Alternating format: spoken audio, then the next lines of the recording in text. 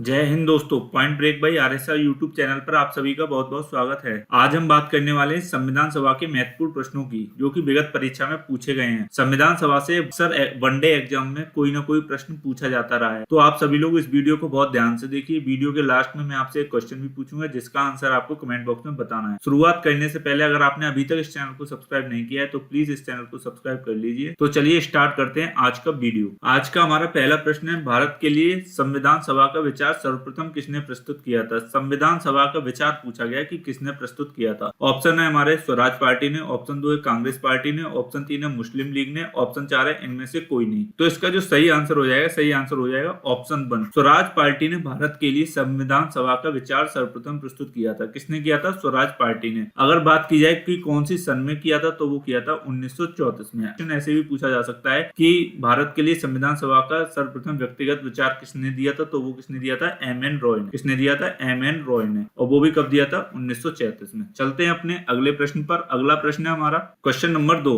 संविधान सभा में सदस्यों का चुनाव कैसे हुआ था? सदस्यों को चुनाव पूछा गया कि किस तरीके से हुआ था। ऑप्शन है हमारे सीधे जनता के द्वारा हुआ था, ऑप्शन 2 है इंडियन नेशनल कांग्रेस के द्वारा हुआ था, ऑप्शन 3 है राज्यों के शासकों के द्वारा हुआ था, ऑप्शन 4 है प्रांतीय सभाओं के द्वारा। तो इसका जो सही आंसर हो जाएगा, सही आंसर हो जाएगा ऑप्शन 4, प्रांतीय सभाओं के द्वारा संविधान सभा के सदस्यों का चुनाव हुआ था। किसके द्वारा हुआ था? प्रांतीय सभाओं के द्वारा। ना तो सीधे जनता के द्वारा वोटिंग से चुने गए थे, ना इंडियन नेशनल कांग्रेस के द्वारा, और ना ही किसी राज्य के शासकों के द्वारा चुने गए थे। चलते हैं अपने अगले प्रश्न पर। अगला प्रश्न है हमारा क्वेश्चन नंबर 3। संविधान सभा की प्रथम बैठक की अध्यक्षता किसने की थी? प्रथम बैठक की अध्यक्षता पूछिए कि किसके द्वारा की गई थी। ऑप्शन है हमारा राजेंद्र प्रसाद ने, ऑप्शन 2 है डॉक्टर बी.आर. अम्बेडकर ने, ऑप्शन 3 है सच्चिदानंद सिन्हा ने, ऑप्शन 4 है अबुल कलाम आजाद ने। तो इसका जो सही आंसर हो जाएगा, सही आंसर हो जाएगा ऑप्शन 3, सच्चिदानंद सिन्हा ने संविधान सभा की प्रथम बैठक की अध्यक्षता की थी। किसने की थी? सच्चिदानंद सिन्हा ने। सच्चिदानंद सिन्हा संविधान सभा के अस्थायी अध्यक्ष थे। कैसे अध्यक्ष थे? अस्थायी। और 2 दिन बाद स्थायी अध्यक्ष चुने गए। वो कौन थे? राजेंद्र प्रसाद। कौन थे? राजेंद्र प्रसाद। चलते हैं अपने अगले प्रश्न पर। अगला प्रश्न है हमारे क्वेश्चन नंबर 4। संविधान सभा की स्थापना कब हुई थी? संविधान सभा की स्थापना पूछी गई है कि कब हुई थी। ऑप्शन है हमारे 9 दिसंबर 1946 को, ऑप्शन 2 है 15 अगस्त 1947 को,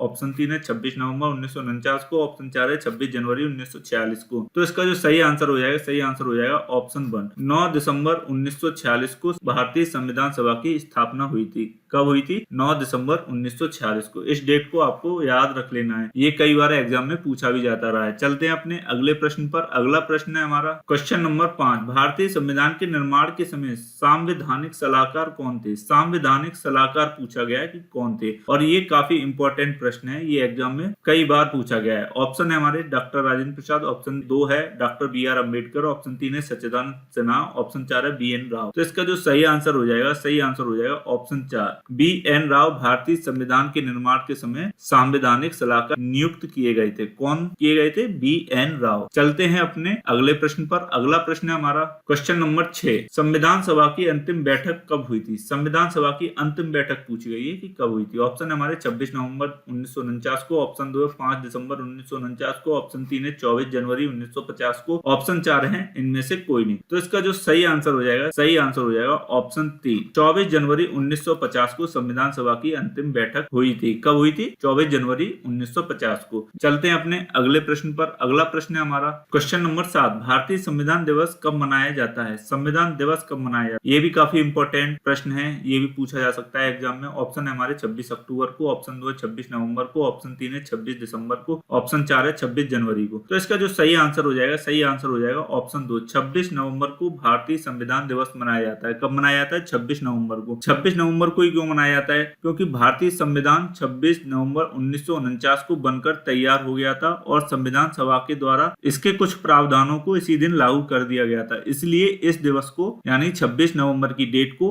भारतीय संविधान दिवस मनाया जाता है। चलते हैं अपने अगले प्रश्न पर। अगला प्रश्न है हमारा क्वेश्चन नंबर 8। बी.आर. अम्बेडकर का संविधान सभा में निर्वाचन हुआ था। संविधान सभा में निर्वाचन पूछा गया कि कौन से निर्वाचन क्षेत्र से ये चुनकर आए थे। ऑप्शन है हमारे पश्चिम बंगाल से, ऑप्शन 2 है बम्बई प्रेसिडेंसी से, ऑप्शन 3 है पंजाब से, ऑप्शन 4 है इनमें से कोई नहीं। तो इसका जो सही आंसर हो जाएगा, सही आंसर हो जाएगा ऑप्शन 2, बम्बई प्रेसिडेंसी से डॉक्टर बी.आर. अम्बेडकर संविधान सभा में चुनकर आए थे। लेकिन उससे पहले वो बंगाल के पूर्वी क्षेत्र से भी चुनकर आ चुके थे, लेकिन जब पूर्वी क्षेत्र से चुने गए तो वह क्षेत्र पाकिस्तान में चला गया था, इसलिए इनका जो दोबारा से ये चुनकर आए वो कहां से आए थे? मुंबई प्रेसिडेंसी के पूना क्षेत्र से। ये भी हमको याद रखना है और ये प्रश्न भी काफी महत्वपूर्ण हो जाता है परीक्षा के लिहाज से। चलते हैं अपने अगले प्रश्न पर। अगला प्रश्न है हमारा क्वेश्चन नंबर 9। संविधान सभा में कुल कितनी महिला सदस्य थी? यहाँ पर महिला सदस्य पूछी गई है, कुल कितनी थी, संख्या पूछी गई है। ऑप्शन है हमारा 1 15, ऑप्शन 2 है 12, ऑप्शन 3 है 14, ऑप्शन 4 है 16। तो इसका जो सही आंसर हो जाएगा, सही आंसर हो जाएगा ऑप्शन 1। संविधान सभा में कुल महिलाओं की कितनी संख्या थी या कितनी भागीदारी थी? वो थी 15 महिलाएं संविधान सभा में सदस्य थी। चलते हैं अपने अगले प्रश्न पर। अगला प्रश्न है हमारा क्वेश्चन नंबर 10। भारतीय संविधान सभा की प्रारूप समिति के अध्यक्ष थे। प्रारूप समिति के अध्यक्ष, भारतीय संविधान की समितियों से अक्सर प्रश्न पूछे जाते रहे कि किस समिति के कौन अध्यक्ष थे। तो हमारे ऑप्शन दिए हुए हैं राजेंद्र प्रसाद, ऑप्शन 2 है डॉक्टर BR अम्बेडकर, ऑप्शन 3 है सच्चिदानंद सिन्हा, ऑप्शन 4 है BN राव। तो प्रारूप समिति के अध्यक्ष कौन थे? वो थे ऑप्शन 2 डॉक्टर BR अम्बेडकर, भारतीय संविधान सभा की प्रारूप समिति अर्थात ड्राफ्टिंग कमेटी के अध्यक्ष थे। चलते हैं अपने अगले प्रश्न पर। अगला प्रश्न है हमारा क्वेश्चन नंबर 11। ये प्रश्न भी समिति से संबंधित है। प्रश्न है हमारा प्रांतीय संविधान समिति के अध्यक्ष थे।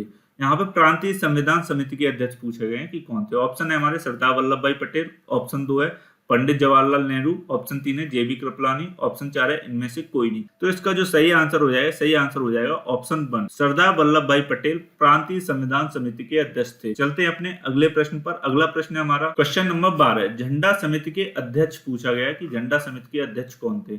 ऑप्शन है हमारे राजेंद्र प्रसाद, ऑप्शन 2 है जवाहरलाल नेहरू, ऑप्शन 3 है सच्चिदानंद सिन्हा, ऑप्शन 4 है MN राव। तो झंडा समिति के अध्यक्ष कौन थे? इसका सही आंसर हो जाएगा ऑप्शन 1 डॉक्टर राजेंद्र प्रसाद झंडा समिति के अध्यक्ष थे। तो ये थे आज के हमारे प्रश्न। अब चलते हैं कल के प्रश्न पर जो कि आपसे पूछा गया था। कल का प्रश्न था हमारा यूपी का सर्वाधिक जनघनत्व वाला जिला कौन सा है। जिला पूछा गया था कौन सा है। तो इसका जो सही आंसर हो जाएगा वो हो जाएगा गाजियाबाद। गाजियाबाद यूपी का सर्वाधिक जनघनत्व वाला जिला है। अब आते हैं आज के प्रश्न पर जिसका जवाब आपको कमेंट बॉक्स में देना है। तो आज का प्रश्न है हमारा संविधान सभा में कुल कितनी महिला सदस्य थी। कुल महिलाओं की संख्या पूछी गई है। तो इनमें से ये 4 हमारे ऑप्शन दिए गए हैं। इनमें से जो भी ऑप्शन सही हो उसको आप कमेंट बॉक्स में कमेंट करके जरूर बताएं। अगर आपको ये वीडियो अच्छा लगा तो प्लीज इस वीडियो को ज्यादा से ज्यादा लाइक और शेयर करें और हमारे चैनल #PointBreak/RSR को यूट्यूब पर सर्च करके सब्सक्राइब करें, क्योंकि मैं लगातार इसी तरह की वीडियोस लाता रहता हूं जो आपकी स्टडी में बहुत ही महत्वपूर्ण होंगे। Thanks for watching. जय हिंद।